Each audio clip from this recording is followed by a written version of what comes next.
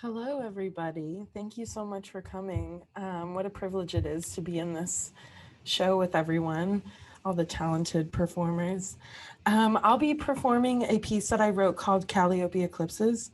It is an imagined conversation with my great grandmother on why I decided to adopt a non binary name. Thank you. The folks in our families are lunar. They are the goddesses who have always moved our oceans.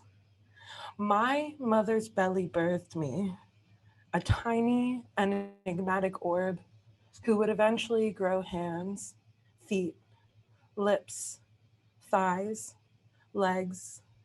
And when I say I grew, I mean tall enough to surpass Ezra's orange clouds. My fingerprints make new craters. When I say new, I mean I am clumsy. I mean when I hold the moon, I am careful, but not careful enough to keep myself from making magnificent marks. The grace of our movements are in the becoming.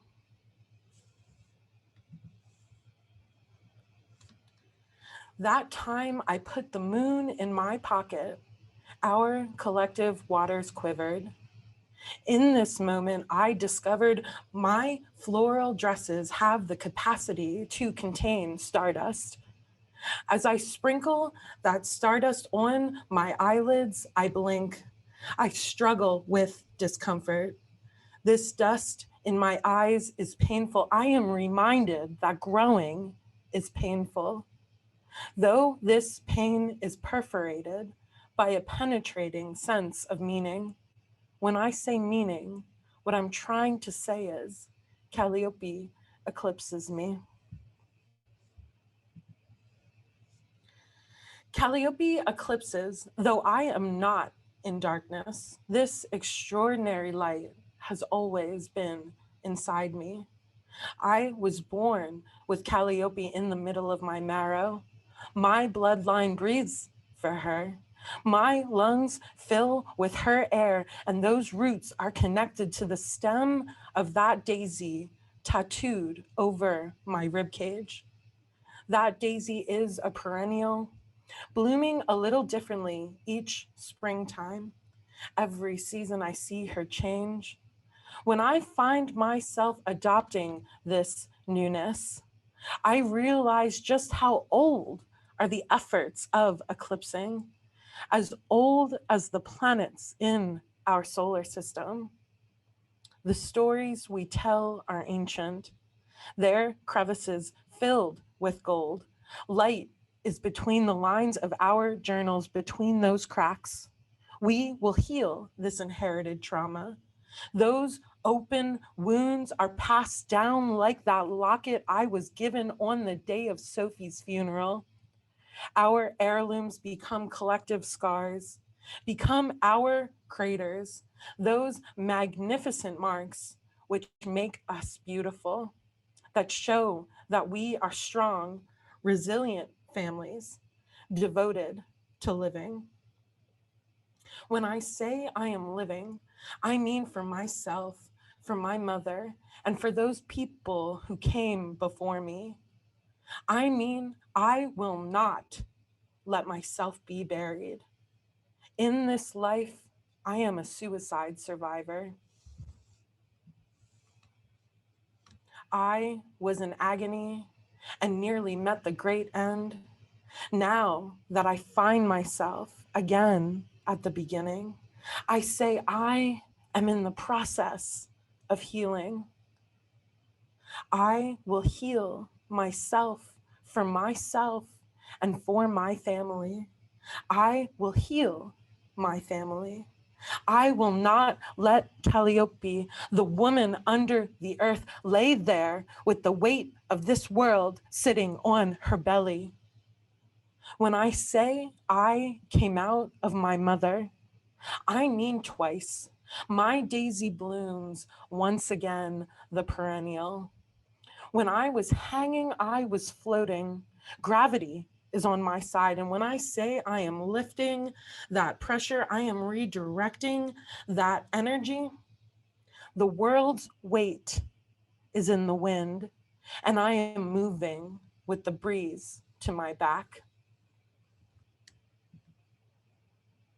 I am moving. I am rooted. Those roots move like the legs of the spider, crawl, wrap around my rib cage. As my daisies bloom, they are stretched into my sinews. They connect the tender tissue of my muscles to my bones, attach my feet to the earth. When I say I am attached, I mean to your memory, like your woven web connecting all four corners to life. Virginia demanded I have my own room. She gave me permission. A century later, I began to weave my own tapestries, a lovely addition, a non-binary perspective, an abstraction to the lineage of women's work. I say, mother, oh mother, I am perched on the tip of your tongue. I speak to your memory, and to that memory I speak an echo's shadow. As I define the shadow of an echo, I say it is as graspable as your billowing smoke.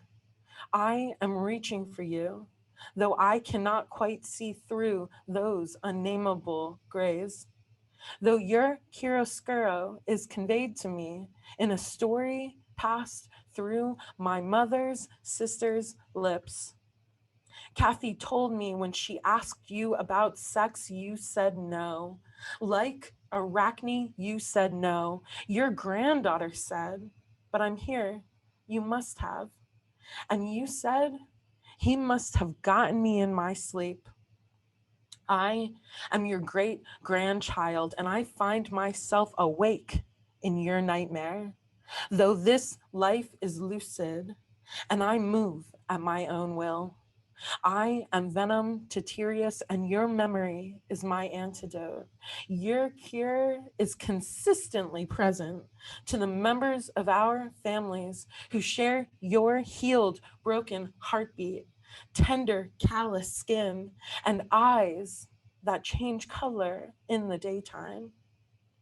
When I say at night my eyes sing with tangerines, I mean my irises are eating dinner at the table lifted up by my lashes. When I see you, I see us sitting together in a memory I made up, though a memory all the same. One day I imagined our conversation in prose. To me, you are poetry. I recorded it on a tape deck I found underneath the bed of my mind. That tape recorder was older than you, though it was all I had when you spoke. I took notes, not wanting to forget a word. I'm glad I have you in writing now, because when I listened to the recording back, all I heard were bird sounds, a chirping, the sound of a star as it disappears. Our family history is a black hole, and I find myself falling in. I am stretched through the decades, centuries, before and to come. I believe in the everlasting as I live this life temporal. I believe in our blood, and as I look back at you, mine rushes through these veins, and I cannot get enough knowledge. The word knowledge is in italics because it compels you to move. When I say that chandelier is on your back, I mean in the rain. I mean the way that water ricochets reveals rainbows. And in these rainbows are colors imperceivable to you and me. Although we both know they're there, just Because you cannot see something does not mean its existence cannot transcend you, cannot traverse the oceans of your skin, that tender, callous skin, the suits we wear, so people call us human, we inhabit, we inherited from our families.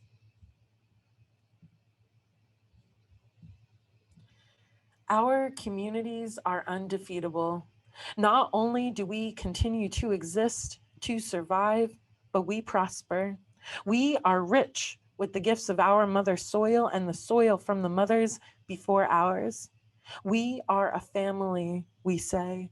We have been to hell and back, my mother said. And let me tell you, I said, we returned with sunflowers. When I say sunflowers, I mean you, Louise. You made echoes before we even heard you. You are present. You are living in my work. When I say I am perched, I mean like a bird. I mean between your lips, Louise. Chirp. Thank you.